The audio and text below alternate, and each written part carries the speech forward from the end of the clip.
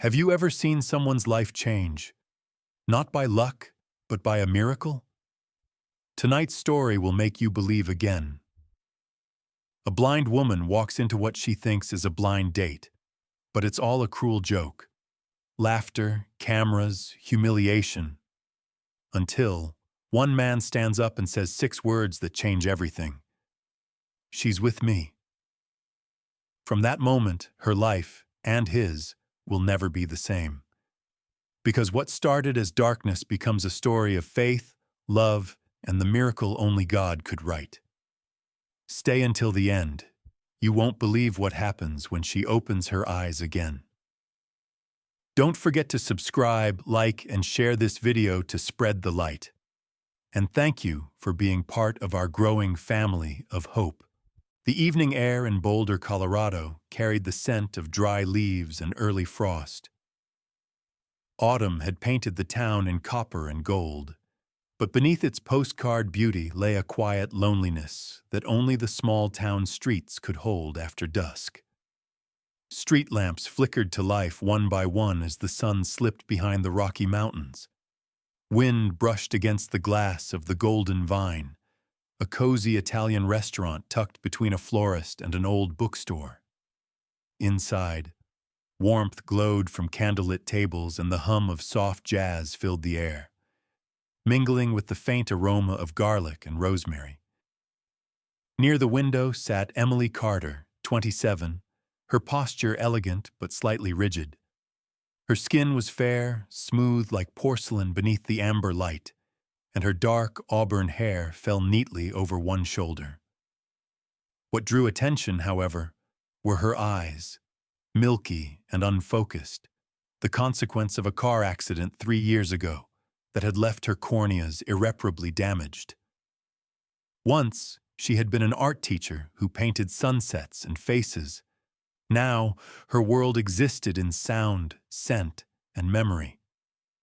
A thin silver chain hung around her neck, fingers occasionally brushing it when her nerves tightened. Beside her lay Rex, her 4-year-old German shepherd, trained as a guide dog. His black and tan coat gleamed under the light, ears erect, eyes always scanning the surroundings with calm precision. He was her shadow, her anchor, her guardian. Every subtle movement, the twitch of his tail, the quiet shift of his paws, reflected his deep attunement to her emotions. Emily's aunt had arranged this dinner. Clara Whitmore, a sharp-featured woman in her mid-50s, was a real estate agent who never failed to remind Emily that pity doesn't pay bills.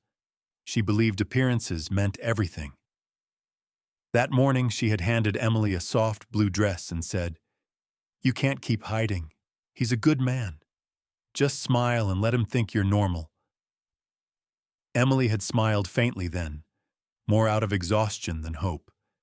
Now, sitting in the quiet hum of conversations, she tried to slow her heartbeat. Her fingers traced the water glass, the linen napkin, the edge of the table. She could hear laughter 2 tables away, the clinking of glasses, a violin playing faintly over the speakers. Everything felt too alive for her. Then came the sound of footsteps, several pairs, quick, confident, out of sync. The tapping of polished shoes stopped at her table. "Emily Carter?" a man's voice asked, dripping with feigned charm. "Yes," she replied softly, tilting her head toward the sound. He laughed under his breath. "Wow, you're even prettier than I imagined." His tone wasn't admiration, it was entertainment. Emily frowned slightly. The scent of expensive cologne and alcohol clung to the air around them. He pulled out the chair opposite her without invitation. "You don't mind if I sit, do you?" he asked, though his body was already settling in. His friends remained standing behind him, their whispers sharp, cruel in their amusement.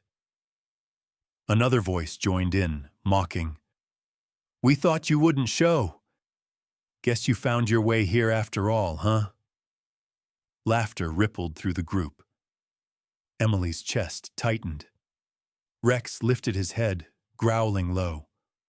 "Please, I think you have the wrong table," she murmured, her hand brushing the dog's neck. But the man only leaned closer. "Nah, we're exactly where we want to be." A server appeared just then, carrying a small birthday cake with strawberries and cream, the single candle flickering in confusion. "Compliments of your date," the waiter said, hesitating. Emily felt the table tremble slightly as someone clapped loudly. "Happy birthday, Emily!" the first man shouted. His fingers dipped into the whipped cream, and before she could react, he smeared it across her cheek. Another followed, laughing as he tapped frosting onto her forehead. Rex barked sharply, his hackles raised. People turned to look, but no one stepped in. Phones came out. Someone began to sing "Happy Birthday" in a mocking, high-pitched tone. The cake toppled, spilling onto her lap. Cream and crumbs clung to the fabric of her dress, cold and sticky. Emily froze. Her hands trembled on the arms of her chair. She could hear laughter, sharp, echoing, endless. Somewhere inside, a crack opened wide, and tears slid down her cheeks before she could stop them. The restaurant dimmed into silence when a small voice rose from another table. "Daddy, why is that lady crying?" The laughter faltered. At a corner booth sat Lily Harris, a little girl of 6, with curly chestnut hair and wide blue eyes that mirrored innocence itself. Her spaghetti lay untouched as she stared at Emily, confusion and concern knitting her brows. Her father turned. Michael Harris, 35, tall and broad-shouldered, carried an air of quiet authority that came not from arrogance but from loss. His jaw was defined, his brown hair slightly tousled, a few days' stubble along his chin giving him a rugged, lived-in look. The faint scar near his temple hinted at a past accident, something he rarely spoke of. Once he had been a visionary in the tech world, the CEO of a growing biomedical firm. But tragedy had dulled the spark in his eyes. He'd lost his wife to illness years ago and had learned that strength often meant silence. When he looked at Emily, her tear-streaked face, her trembling form, the frosting staining her cheek, something inside him stirred. It wasn't pity. It was recognition. Without a word, Michael rose. His movements were measured, controlled. The room seemed to pause with him. He walked past the gawking onlookers and stood at Emily's side. His voice, when he spoke, was steady as stone. "She's with me." The bullies blinked, uncertain. Then they noticed how others were staring, some whispering his name, realizing who he was. The man with the slick hair muttered something incoherent and backed away. The group followed, stumbling toward the exit. Michael didn't look at them. He knelt beside Emily and reached for her trembling hand. His touch was firm but gentle. "It's over," he said quietly. Emily turned her face toward his voice. The smell of cedar and faint cologne replaced the sour scent of alcohol. "Who are you?" she whispered. "Someone who saw too much," he replied. Rex sniffed his hand once, then rested his chin on Michael's shoe, a silent sign of trust. Michael smiled faintly, then gestured toward the waiter. "Please bring her a clean napkin and another cake." The waiter nodded quickly, disappearing into the kitchen. The rest of the diners returned to their conversations, but the room remained quieter, softer somehow. Emily dabbed at her cheek with the napkin Michael handed her. "You didn't have to step in," she murmured, voice barely above the hum of the jazz tune that had started again. "I know," he said simply, sitting across from her, but no one else did. She tried to smile, but her lips trembled. People don't usually notice me. They do now, he replied, his eyes steady on hers, though she couldn't see them. Silence lingered between them, not awkward, but fragile, as if either word might shatter the moment. Outside, the wind brushed the windows again, scattering yellow leaves along the street.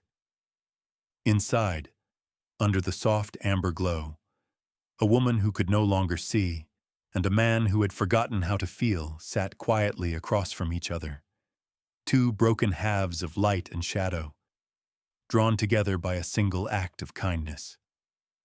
Rex lay down at Emily's feet, exhaling softly as if he too could sense that something new had begun.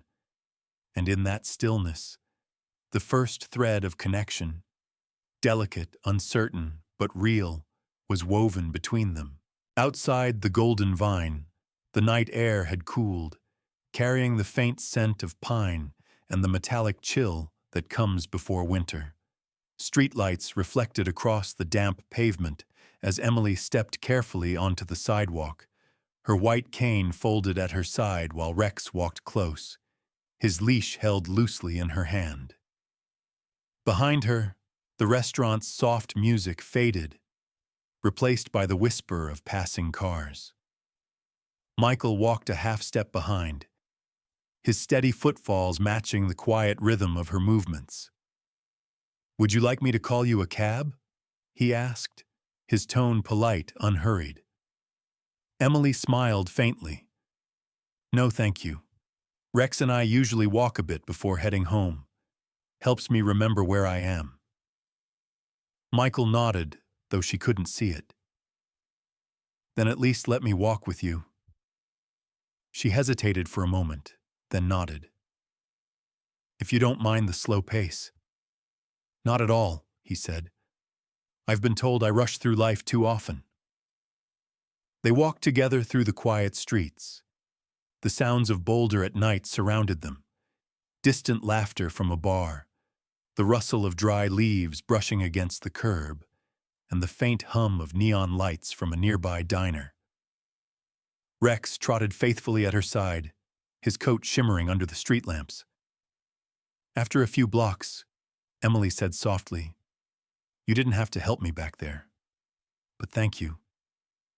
Michael's reply came after a brief pause. "I know, but no one else did."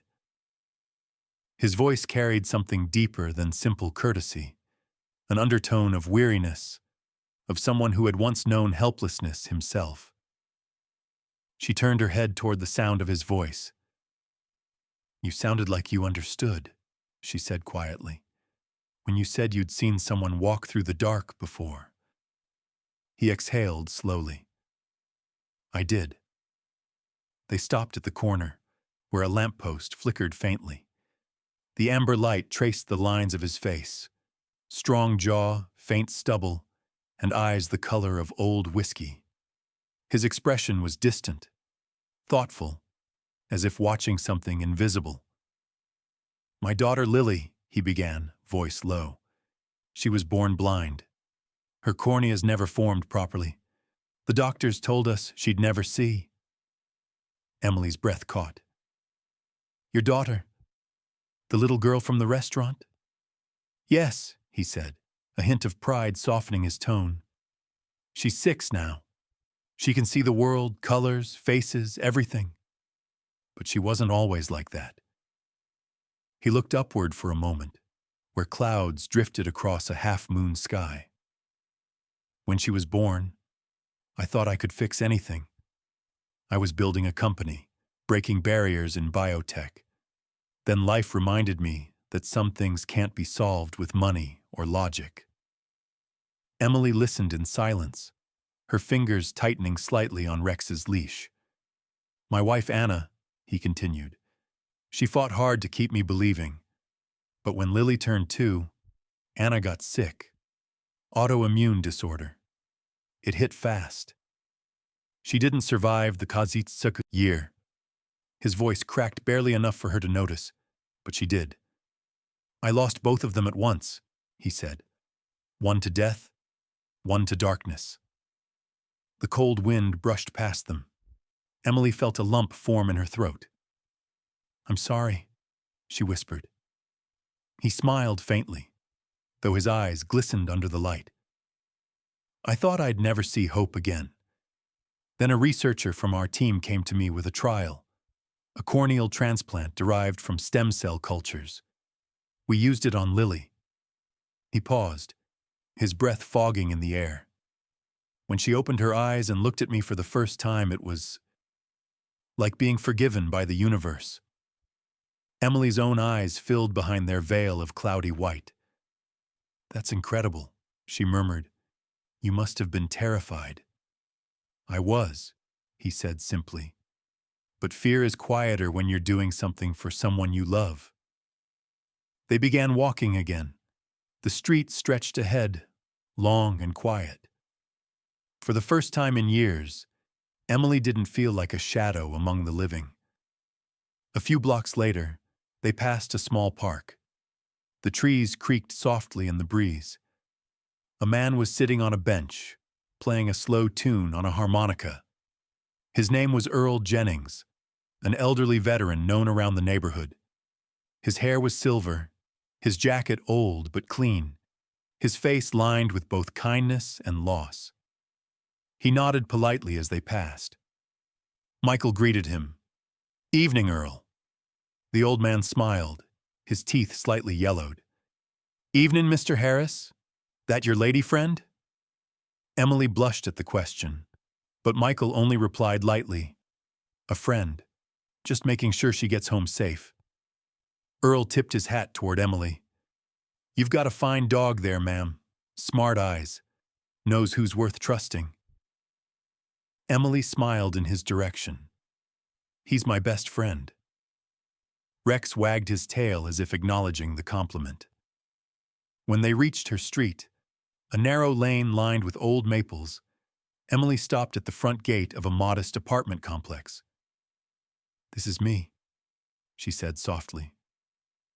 Michael hesitated, hands in his coat pockets. "Do you live alone?" She nodded.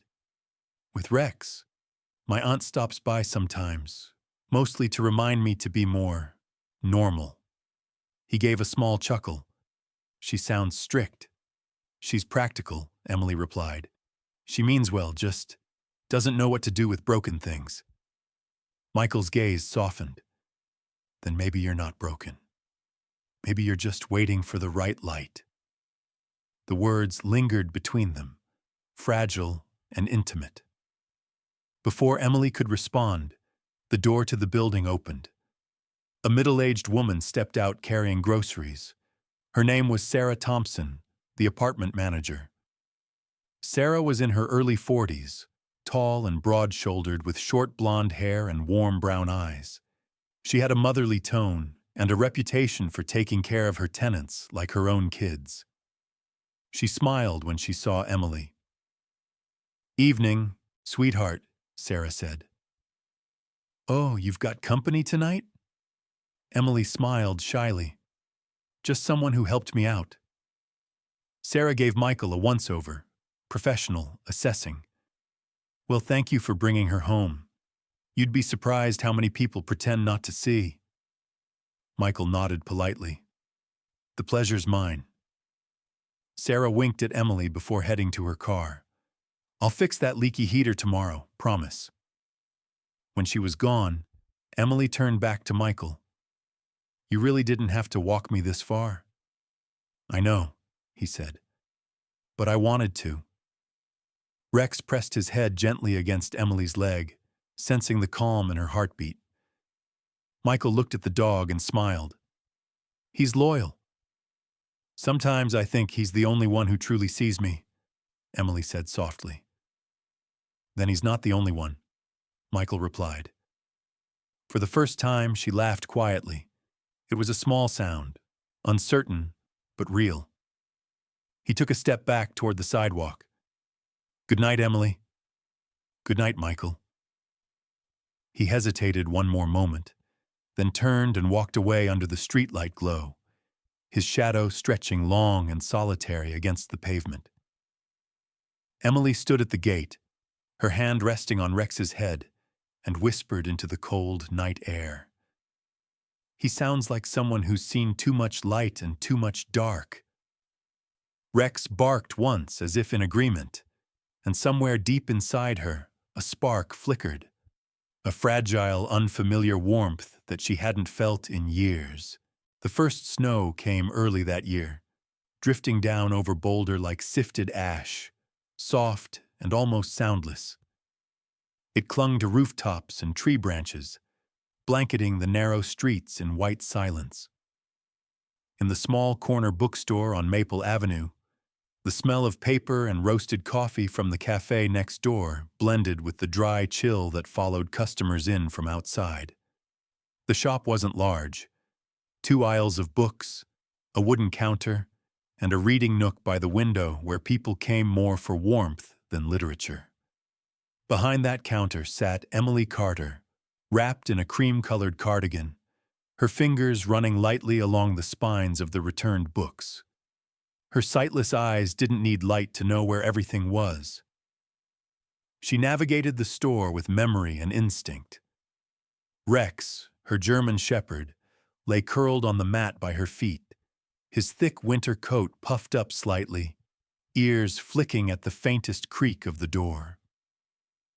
It had been 3 weeks since that strange night when Michael Harris had defended her at the Golden Vine. Since then, life had begun to tilt gently toward something that felt like possibility. Michael and his daughter Lily visited the bookstore almost every other day. They would arrive late in the afternoon when the snow turned pink under the setting sun and stay until the last customer left. The bell above the door jingled and Rex's ears perked up. He gave a small bark, not of warning but recognition. "Hey, partner," Michael's warm voice came from the doorway. He was in his usual attire, dark wool coat, black gloves, and a light scarf tucked neatly around his neck. His hair, still damp from melted snow, was combed back, and his face, shaven but tired, held that same quiet gravity that always drew eyes without effort. Behind him, Lily skipped in, bundled in a red coat with fur trim, her rosy cheeks glowing against the cold. "Miss Emily," Lily called happily. "Dad says it's snowing hard enough to make snow angels tonight." Emily smiled, her hands pausing mid-stack. "Then you'd better teach Rex how to make one too." Lily laughed, dropping her small mittens on the counter. "He'd just eat the snow." Michael leaned an elbow on the counter, his gaze softening. "We brought you something." He pulled a paper bag from under his arm and set it down. The scent of cinnamon and chocolate wafted out. "Hot cocoa from Cafe Verona," he said. The owner insisted it'd help with cold fingers. Emily reached for the cup, her smile genuine this time. "You're spoiling me, Mr. Harris." He chuckled quietly. "It's a habit I don't mind keeping." For a while, the three of them simply existed together in easy warmth. Michael read from an old book of poetry, his voice smooth, deep, steady. Lily listened with her chin on her palms, eyes wide, occasionally interrupting to ask what a certain word meant. Rex lay near her chair, tail thumping whenever she reached down to pet him. Emily listened too, but not to the words. She listened to how Michael read them. Every syllable carried a small kindness.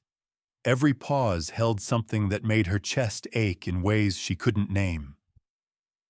When the shop closed for the evening, Sarah Thompson, the building manager, stopped by with her clipboard. She was wearing her usual navy coat and knitted scarf, hair tied back in a practical ponytail. "Emily, heat's fixed. You should be good tonight," she said briskly, then gave Michael and Lily a friendly nod. "Evening, Mr. Harris. Little one." "Thanks, Sarah," Emily said. Michael smiled back. "Always looking out for her, huh?" Sarah grinned. "Someone has to. She works too hard and forgets to eat half the time." Emily rolled her eyes good-naturedly.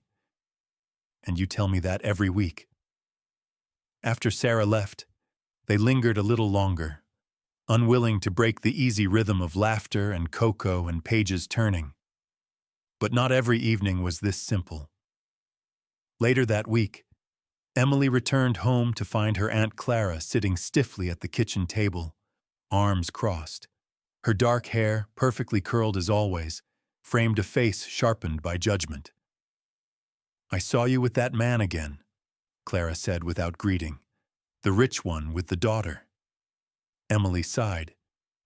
"His name is Michael, Aunt Clara, and he's just a friend." Clara scoffed.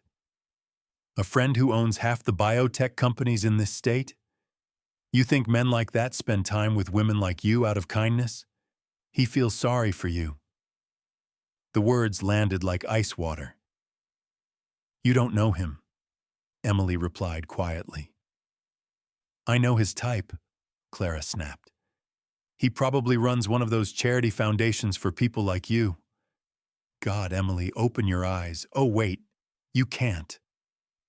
Rex, sensing Emily's distress, stood and let out a low growl. Clara flinched back, muttering, "That dog's too sensitive." Emily's face burned with humiliation. "You should go, Aunt Clara," she said through clenched teeth. But even after Clara left, her words remained. That night, Emily couldn't sleep. Her mind replayed every gesture, every word Michael had spoken. Was it pity? Was every visit a quiet act of charity? The next afternoon, while the snow piled thick outside and the shop sat empty, Emily picked up her phone. Her hands trembled as she dialed Michael's number. He answered almost immediately. "Emily? Everything all right?" Her throat tightened. "You don't have to keep doing this," she said abruptly. "What do you mean?" "This," she repeated, voice breaking. "Coming to see me, buying me things? Acting kind? I'm not your charity project, Michael. I don't need your sympathy." Silence filled the line. When he finally spoke, his voice was low but steady. "Is that what you think I'm doing?" "I don't know what to think anymore," she said. "You have your company, your life, your daughter. You don't need me reminding you of everything broken in this world." He started to answer, but she hung up. The phone slipped from her hand, clattering onto the counter. Rex whined softly, pressing his head against her leg. Emily sank to her knees beside him, burying her face in his fur. "He doesn't understand," she whispered, tears spilling freely. "Or maybe I don't." Outside, snow continued to fall. Soft, relentless, beautiful. The bookstore lights dimmed as the city quieted into sleep. Across town, Michael sat at his office desk long after midnight. The city lights glowed against the glass behind him. He looked at the phone, replaying her words over and over.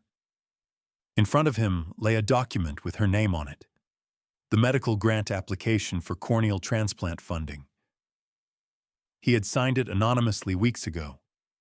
He wanted to help her see again, but not like this. Not if she thought it came from pity. He leaned back, rubbed his eyes, and whispered into the stillness. She deserves to know she was never just another name on a form. In the quiet of her apartment, Emily sat by the window, feeling the chill seep through the glass. The first snow had turned heavier now, coating everything white.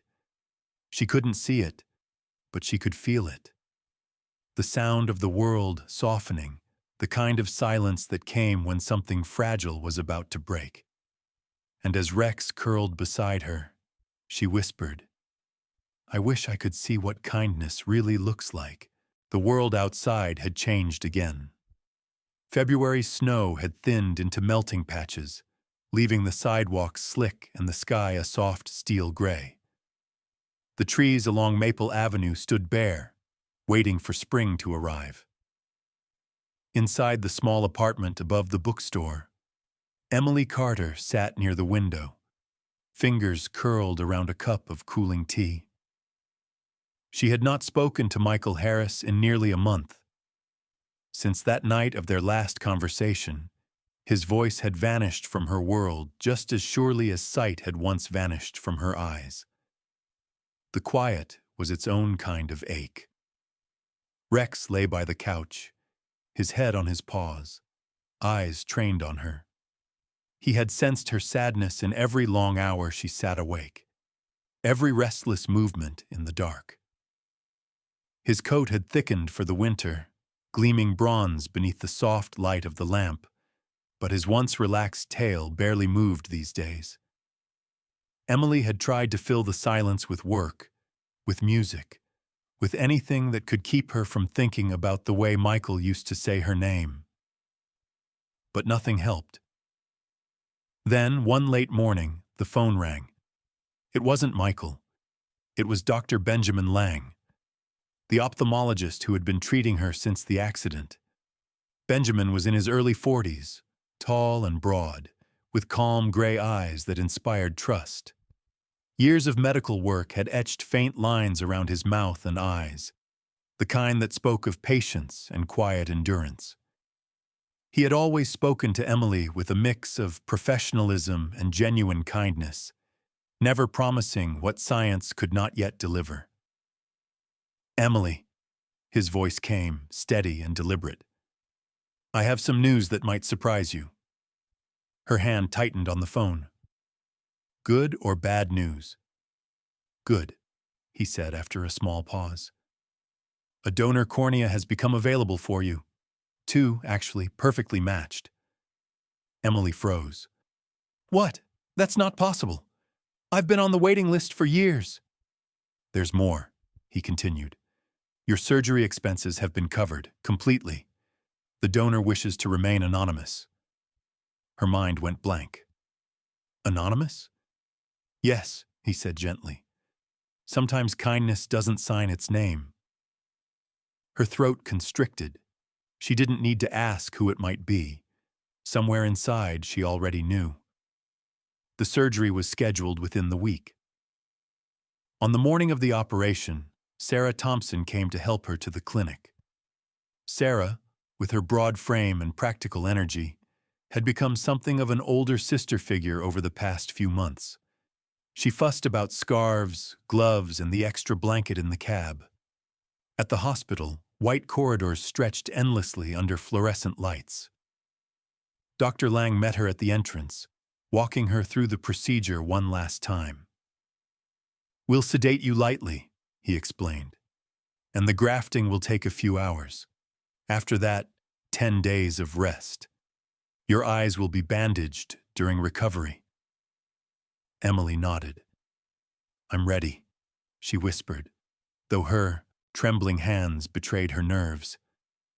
Rex wasn't allowed past the reception area. The nurse, Mara Jenkins, a woman in her late 20s with chestnut curls and kind green eyes, bent down to pet him. "Don't worry, boy," she said softly. "We'll take good care of her." Mara had been a nurse for only 3 years, still wearing the open optimism of youth that hadn't yet hardened under hospital fatigue. She gave Rex a pat before leading Emily away. When Emily awoke after the surgery, her world was once again darkness, but this time it was the kind wrapped in hope. Her eyes were heavily bandaged, the skin beneath still tender. Her head ached faintly, but her heart was strangely calm. The next morning, when she stirred, Sarah's voice filled the room. "You've got mail, sunshine." Emily reached out and felt the cool touch of paper. A small card. The handwriting was neat, deliberate. "Today the sun is bright. You'll see it soon." There was no signature. The next day, another note appeared, left on her bedside table beside a small bouquet of lilies. "The world's been waiting for you. Don't keep it waiting too long." Every morning for the next 10 days, there was something new. A single sunflower, a box of chocolates, a note describing the weather. Light snow today, the kind that makes rooftops look like sugar. Sarah pretended not to know who delivered them, but the way she avoided Emily's smile gave her away. On the 10th day, Dr. Lang entered her room with a gentle knock. His usual calm expression was softened by the faint excitement he tried to hide. "How are we feeling today?" he asked. Emily smiled nervously. "Terrified." He chuckled quietly. "That's fair." As he began removing the gauze, her pulse quickened. "When I count to 3, open slowly," he instructed. "Let the light in, bit by bit. 1." The air felt heavier somehow. 2. Her breath caught. 3. She opened her eyes. At first there was only a flood of white, pure, blinding, formless. Her body trembled as tears welled beneath the still sensitive lids. Shapes began to bloom through the haze. Lines, movement, color, a window, a wall, the outline of a chair, then faces. Lily stood at the foot of her bed, clutching Rex's leash. The little girl's eyes shimmered, her smile wide and trembling. Rex wagged his tail furiously, his brown eyes bright as sunlight. And behind them, standing still but unmistakable, was Michael. He looked almost the same as she remembered him. Tall, composed, the faint stubble tracing his jaw, those eyes carrying both strength and sadness. But now she could see them. The way they softened as they met hers. The warmth that filled the space between them. Her voice cracked. "It was you, wasn't it?" Michael didn't answer immediately. He took a step closer, his hand tightening slightly on the bouquet of yellow roses he carried. "I didn't do it to save you," he said softly. "I just wanted you to see the world again, because it's brighter when you're in it." The tears came freely now, spilling down her cheeks as the room sharpened into focus. The flowers, the sunlight through the curtains, the faint reflection of herself in the monitor beside her bed. For the first time in years, she could see her own tears. Rex barked once, tail sweeping the floor, as if announcing the miracle himself. Lily ran forward and hugged Emily's waist. Michael stood beside them, quiet, steady, his eyes glistening. Emily reached for his hand. "You gave me back the sky," she whispered. He shook his head. "No, Emily, you just found your way back to it." Outside, sunlight broke through the clouds, scattering gold across the hospital walls. The world beyond her blindness glowed alive again, and for the first time since the accident, Emily Carter truly saw. Spring arrived like a quiet redemption. Boulder was washed clean of its winter gray. The mountain peaks still capped with snow, but the air below them carried the smell of rain and new grass. Cherry blossoms trembled along the streets, and the sky was a watercolor of soft blue and rose. At the downtown convention hall, a golden banner stretched above the entrance. Light for life, a gala for vision and hope. The words shimmered under the evening lights. Inside, chandeliers spilled warm radiance across a sea of guests in formal dress. Waiters in crisp uniforms moved between the tables carrying trays of champagne, and the soft music of a string quartet drifted through the room. The event was organized by Harris Biotech, Michael's company, which had become known not only for its innovations in ophthalmology, but also for its humanitarian work. This night was meant to honor both the medical team and the patients whose lives had been changed through sight restoration. Emily Carter stood behind the curtain, her fingers trembling slightly as she adjusted the small silver clasp on her bracelet. The dress she wore was ivory white, flowing softly around her like morning mist. Her auburn hair, no longer kept in the plain braid she'd worn in darker times, fell in loose curls that framed her face. Her eyes, green, clear, alive, caught the glimmer of the stage light. She still wasn't used to mirrors, to faces, to color. Everything felt new, as though the world itself had been repainted just for her. Rex lay beside her in his service vest, though he had long since been promoted from guide to companion. His coat gleamed under the spotlight that slipped through the curtain gap, and his tail flicked lazily, a portrait of contentment. He was 5 now, his muzzle a little lighter, his presence calm but watchful. Every few seconds, he looked up at Emily as if to remind her she wasn't alone. "Ready?"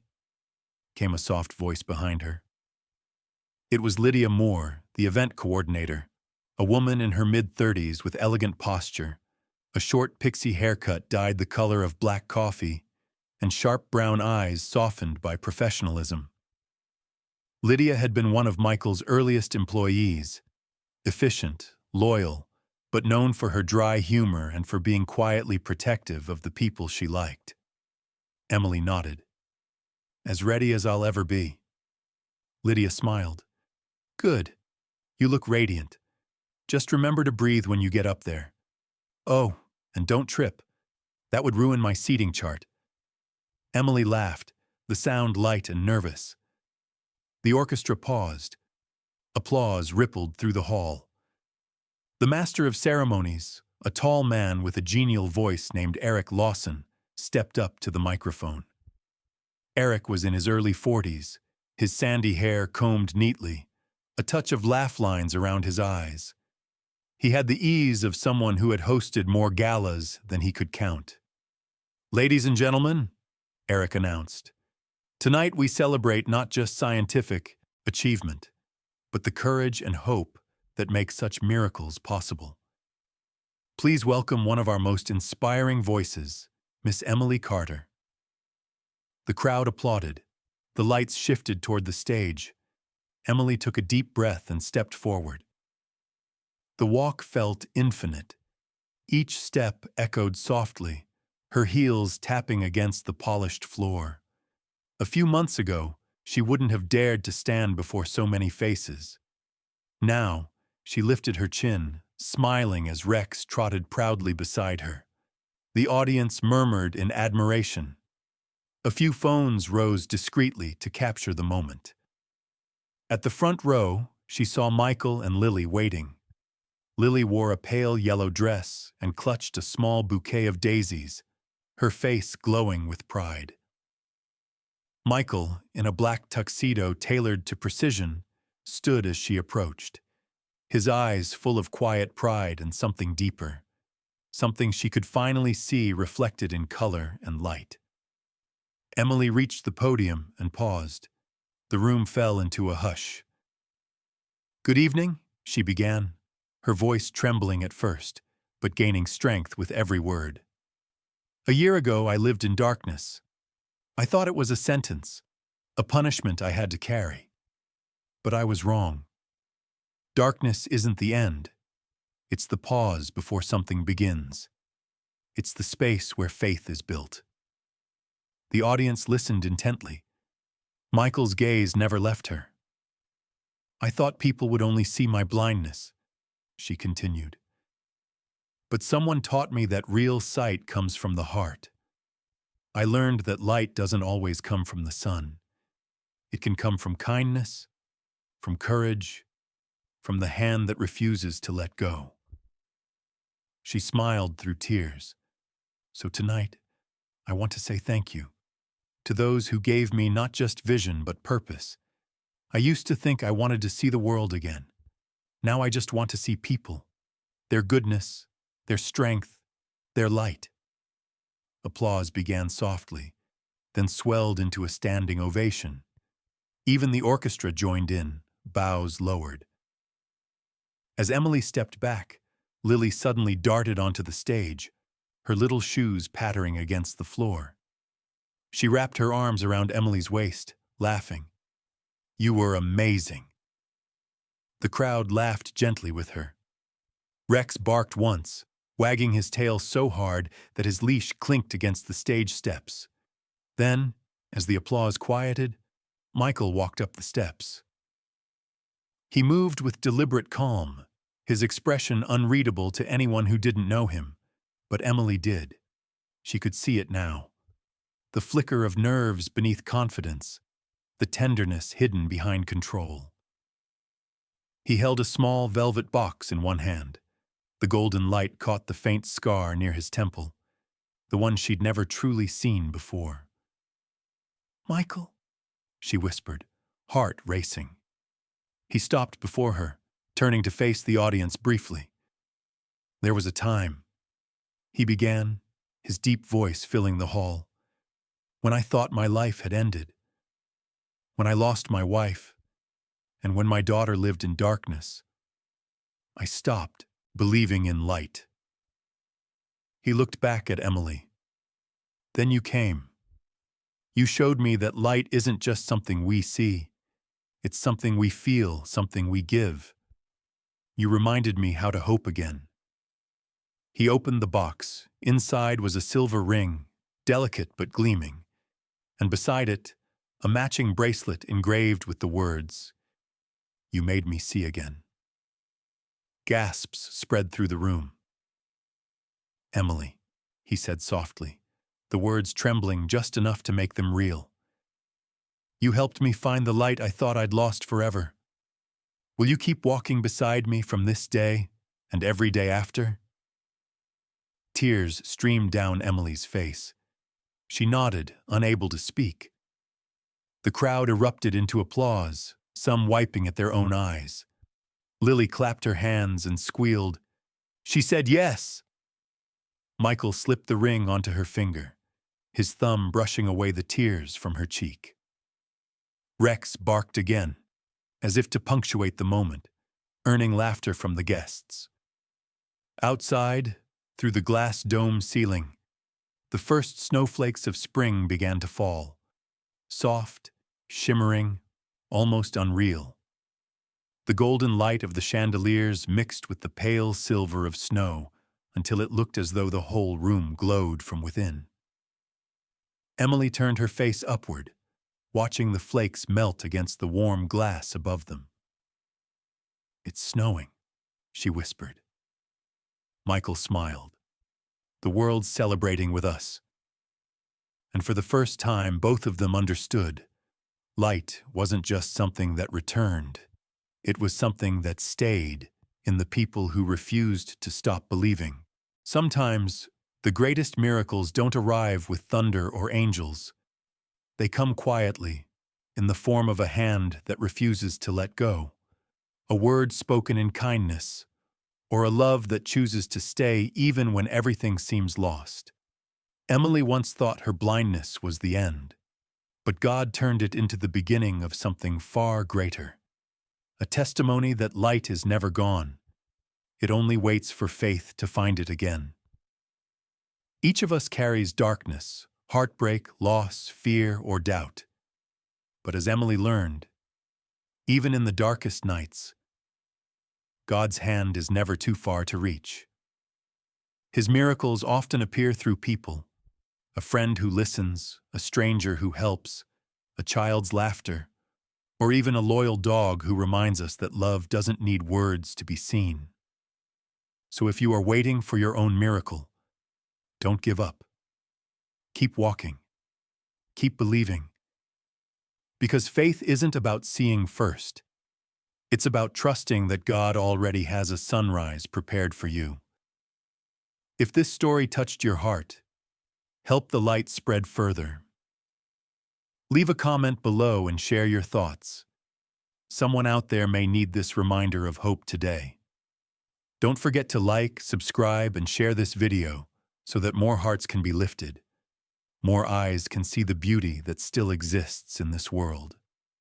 And tonight, may you feel His presence in your heart.